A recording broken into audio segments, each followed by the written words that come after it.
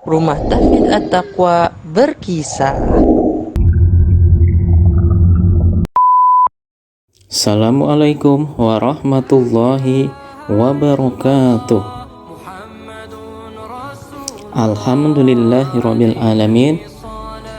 Segala puja dan puji syukur kita panjatkan kehadirat Allah Subhanahu wa taala yang sudah mencurahkan begitu banyak sekali rahmat, nikmat dan karunia-Nya kepada kita.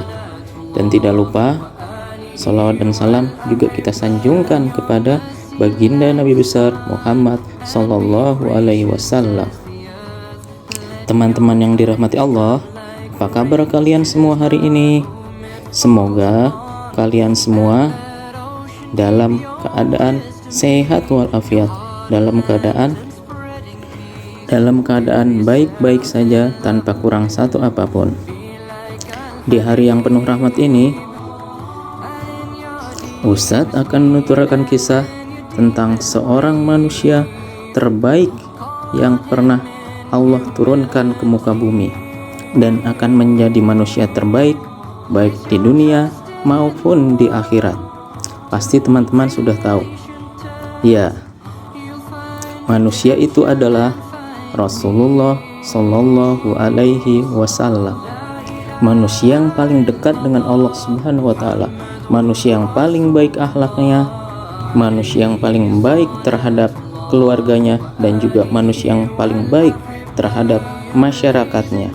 Selain itu, beliau adalah manusia yang paling baik fisiknya, paling tangguh fisiknya, dan paling kuat tenaganya. Di sini Ustadz akan menceritakan bagaimana begitu tangguhnya, begitu kuatnya fisik Rasulullah SAW. Dan berikut ini adalah kisahnya. Pada suatu hari, sepulang dari rumah Aisyah, Rasulullah berjalan melintas sebuah lembah. Lembah itu bernama Lembah Idam. Kemudian seorang pria yang berbadan besar, berotot, melihatnya dan langsung menghampirinya. Tanpa basa-basi, pria tersebut menantangnya bergulat. Pria tersebut bernama Rukana. Ya, namanya Rukana. Kalau di sini mirip nama perempuan ya, tapi kalau di Arab nama seperti itu banyak menjadi nama laki-laki, seperti anaknya Abu Jahal, Ikrimah. Kemudian juga ada Maisaroh yang mendampingi Rasulullah berdagang, dan yang mengajak gulat ini adalah Rukana.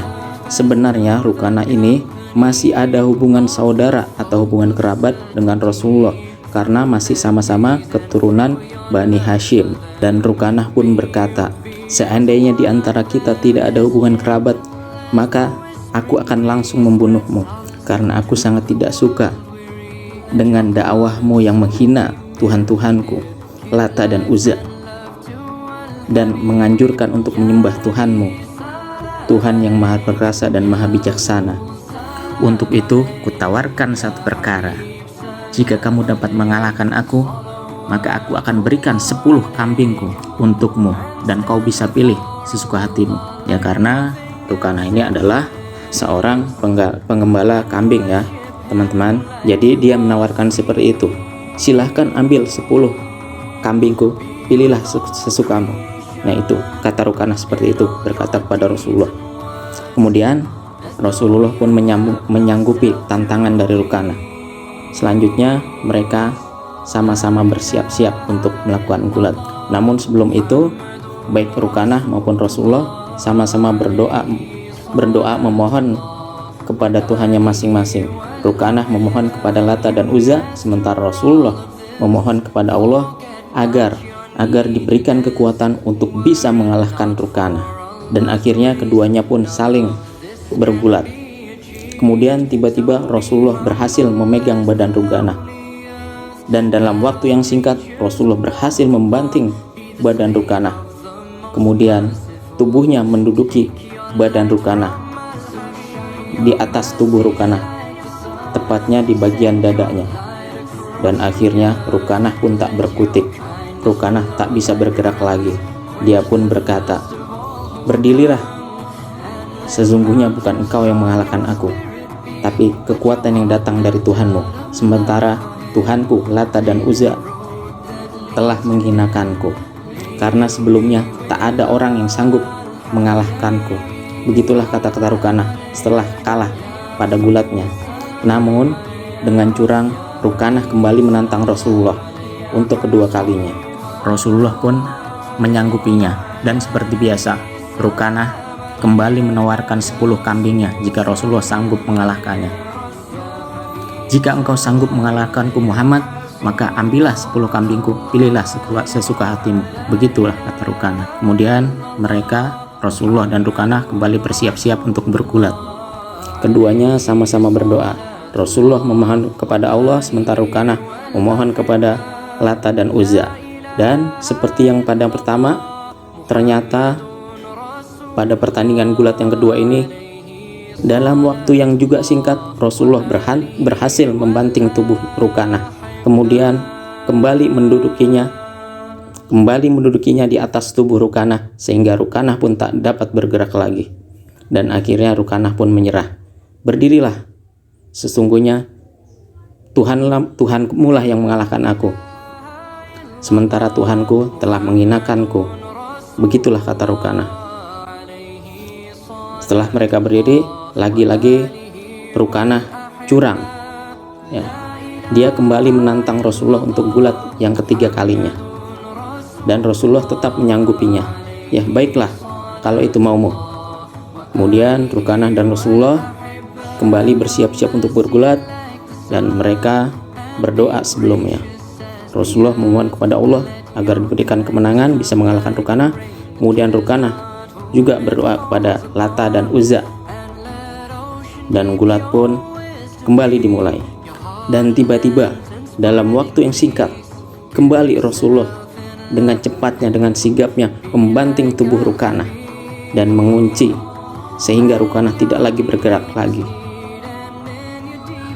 Rukanah pun berkata, sesungguhnya bukan dirimu yang mengalahkan aku, tapi kekuatan dari Tuhanmu lah yang membuat aku seperti ini. Sementara Tuhanku telah menghinakanku. Begitu lagi-lagi Rukanah berkilah setelah beberapa kali kalah dari Rasulullah dalam bergulat. Kemudian Rukanah terus menantang lagi Rasulullah untuk gulat keempat kalinya. Namun tantangan yang keempat ini ditolak oleh Rasulullah. Hai Rukanah, sesungguhnya aku tidak membutuhkan kambingmu, tapi yang aku butuhkan dirimu bisa ikut bersamaku untuk masuk Islam. Karena dengan masuk Islam dirimu akan selamat dari api neraka.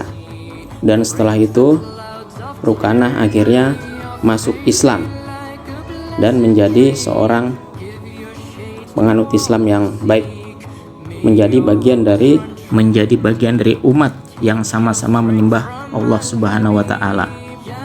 Ya baik teman-teman, dari kisah tersebut tentu ada hikmah yang bisa kita petik, yaitu yang pertama adalah kita tidak boleh sombong, ya, seperti halnya tadi Rukanah, ya, yang akhirnya dengan mudah dikalahkan oleh Rasulullah SAW dengan berdoa, dengan mengharap pertolongan dari Allah Subhanahu wa Ta'ala. Tidak hanya 1 kali, 2 kali, namun 3 kali Rasulullah berhasil mengalahkan Rukanah, yaitu karena Rasulullah tidak sombong, selalu berharap, selalu berdoa, meminta pada Allah Subhanahu wa Ta'ala. Ya, yang pertama tidak boleh sombong, dan yang kedua Rasulullah dengan ridho Allah Subhanahu wa Ta'ala, Rasulullah memiliki kekuatan tubuh yang sangat kuat, yang sangat tangguh. Tentu ini juga tidak terlepas dari kebiasaan hidup Rasulullah, ya, yang juga insya Allah perlu dan harus kita contoh teman-teman, ya. Ya, diantaranya adalah Rasulullah ini orang yang paling dekat dengan Rasulullah, orang yang paling banyak berdoa pada Allah. Rasulullah orang yang paling dekat dengan Allah, kemudian orang yang paling banyak berdoa kepada Allah, dan juga orang yang hidupnya paling disiplin, baik disiplin dalam istirahatnya, dalam makannya, kemudian juga ada olahraga tertentu yang Rasulullah lakukan sehingga Rasulullah itu memiliki fisik yang kuat, yang tangguh, sebagaimana beliau berhasil mengalahkan Rukanah ketika ditantang bergulat. Ya, misalnya Rasulullah makan makanan yang bergizi, makannya daging, minumnya susu, madu, ya. Itu akan menjadikan kuat, menjadikan energi dalam tubuh, menghasilkan energi yang kuat dalam tubuh, ya, untuk tubuh, sehingga dengan kekuatan itu Rasulullah bisa mengalahkan Rukanah. Nah, tentu dengan doanya tadi, diiringi dengan doa, dan tentu dari kekuatan Allah, kekuatan yang diberikan oleh Allah Subhanahu wa taala. Ya, teman-teman, kalau mau sehat, mau kuat, mau seperti Rasulullah, maka teman-teman juga harus menyontoh hidup Rasulullah, ya. Makanya makan makanan bergizi, minum susu, minum madu, ya, makan kurma, ya, dan lain sebagainya. Kemudian Rasulullah juga istirahatnya teratur. Setelah Isya, jika tidak ada hal-hal yang perlu, maka Rasulullah langsung tidur. Kemudian Rasulullah kembali bangun di sepertiga malam untuk kembali mendekatkan diri kepada Allah Subhanahu wa taala. Ya, makanya teman-teman kalau mau sehat, tidurnya jangan terlalu malam, ya. Setelah Isya, jika memang tidak ada kebutuhan lain, keperluan lain seperti belajar, murojaah, ya, maka ya segera, ya, untuk istirahat, untuk tidur. Kemudian yang ketiga yaitu olahraga, ya, olahraga. Nah, Rasulullah itu juga orang yang rajin olahraga, teman-teman, ya. Kalau di zaman dahulu orang-orang biasa kemana-mana berjalan kaki, ya. Kalau sekarang sudah ada Suzuki, sudah ada Kawasaki. Kalau dulu orang-orang kemana-mana naik unta, sekarang sudah ada Toyota. Dulu orang-orang kemana-mana naik kuda, misalnya yang punya kendaraan, ya, naik kuda. Sekarang sudah ada Honda. Ya, selain itu Rasulullah juga mengajarkan untuk berenang, untuk memanah, ya, teman-teman, ya. Memanah itu untuk melatih konsentrasi. Kemudian berenang untuk meningkatkan atau menjaga daya tahan tubuh, ya. Itu sangat baik sekali, ya. Kemudian tadi waktu istirahat Rasulullah sangat teratur sekali, ya. Beliau tidak pernah begadang, ya, tidak seperti orang sekarang. Ya, begadang itu adalah tidur larut malam atau bahkan sama sekali tidak tidur, ya. Sehingga dengan tidurnya larut malam atau tidak tidur itu dapat membuat badan menjadi tidak sehat, ya. Muka pucat, darah berkurang karena terlalu banyak kena angin malam. Maka dari itu janganlah begadang. Ya, kemudian di sini tadi Rasulullah juga mengajarkan bagaimana tentang gulat, tentang ilmu bela diri. Kenapa dipilih gulat? Di sini karena gulat itu sedikit sekali, tidak ada kekerasan di situ, ya. Gulat tidak pernah memukul, gulat hanya saling merangkul. Tapi gulat lebih cepat dalam melumpuhkan lawan.